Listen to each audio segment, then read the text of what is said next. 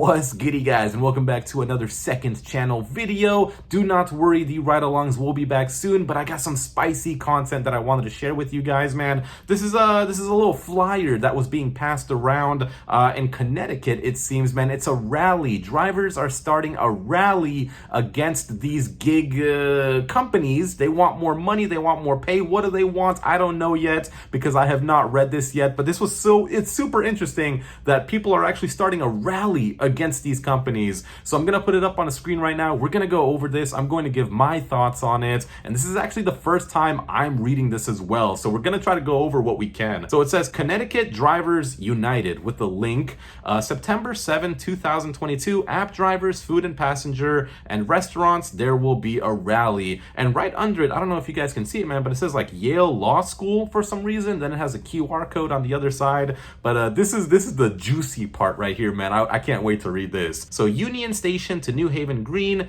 in your own car. Of course, you're not gonna take another Uber there, man. You gotta bring your own car. Uber, Lyft, Uber Eats, DoorDash, Instacart, and Grubhub. I'm assuming they probably wanted to put all of the apps. They just ran out of space from what I see. Minimum wage, paid mileage and time, 10% for companies, 90% for workers, app transparency with tips, distance and time, no more cancellation and acceptance percentages, immediate pay for 100% of work completed, right to protect our personal property, protection for drivers, 50% trip value paid for, empty returns from out of state. I'm not sure what that one means. I think that one has something to do with like Lyft and Uber driving, not food delivery. I'm a specialty in food delivery, man, and groceries, so I don't really know what that one means. $1.20 per mile plus 50 cents for time in Uber X.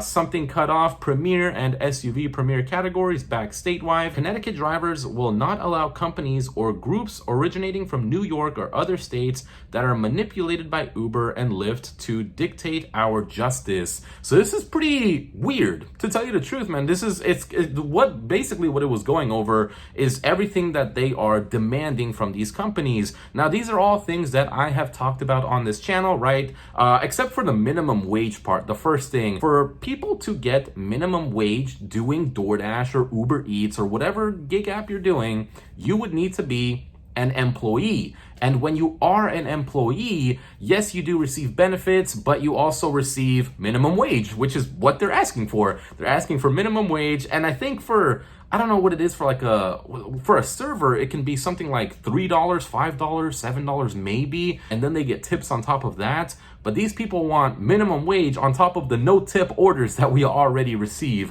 which is kind of weird, but going on. We need real benefits in 2022, 2023, basically again asking that they want to be employees. We need a union in 2023 and 2024. The problem with a union is that independent contractors generally cannot start a union or form a union. Now, I did look this up because I wanted to be correct, and from the first thing that I saw on Google in the bolded, for example, an independent contractor generally does not have the right to form or join a union in the private sector. Now, I wanted to make sure again that I was completely right, so I saw another definition of how to join or create a union, and it says unions cannot be formed by independent contractors, although businesses should be aware of the legal distinction between employees and independent contractors. Now, if there's one thing that I know about DoorDash and Uber Eats and all of these companies that I personally work for, is that they spend millions, not thousands, not hundreds of thousands.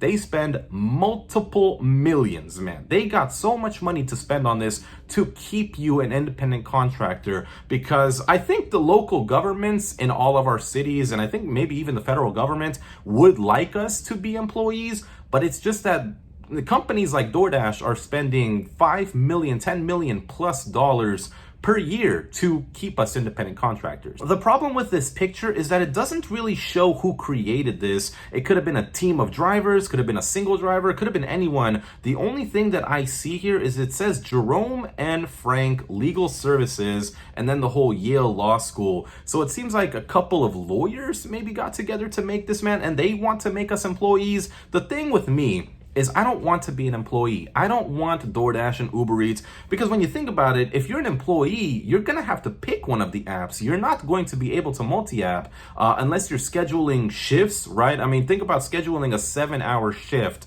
with Uber Eats, right? And then you have to take every single order that is sent to you, right? Because that's what an employee does. When you work a W-2 job, a regular job, when your manager says, hey, Jim, I need you to go scrub the bathroom, someone just exploded in it and it's all over the floor, Jim has to go in there and do that, or Jim gets fired.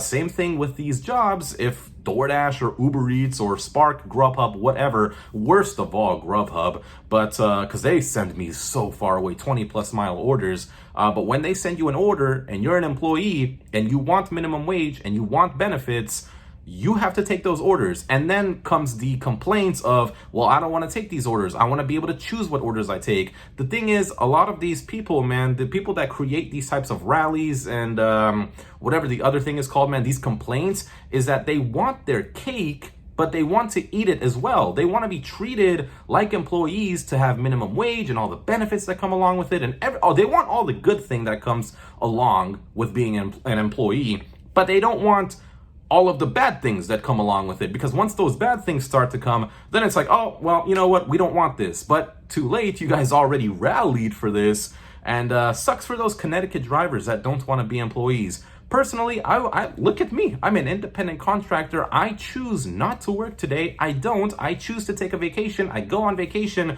When you're an employee, they send you a schedule. You don't want to come in, you don't got a job anymore. So let me know what you guys think about this down below in the comments. Let me know if I was right about the whole union thing, because there are multiple definitions of it. These are 2 that I found. But I don't know, man. I don't want to be an employee. Let me know what you think down below.